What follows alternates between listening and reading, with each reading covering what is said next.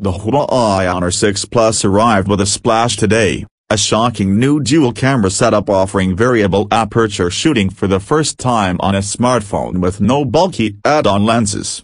We've seen dual-camera phones before in devices like the HTC One, M8, but the whole point was rather superficial and left a raw aftertaste. The Honor 6 Plus, however, means serious photography business. It features three 8-megapixel camera sensors in a symmetrical dual-camera setup for the main rear cameras plus an additional third 8MP selfie cam.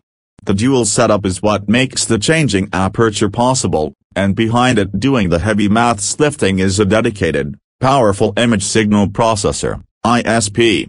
The Honor 6 Plus obviously does some clever tricks to be able to pull that changing aperture, but while we look for more details about how that trick is possible, we have dug up the first camera samples shot on this innovative device.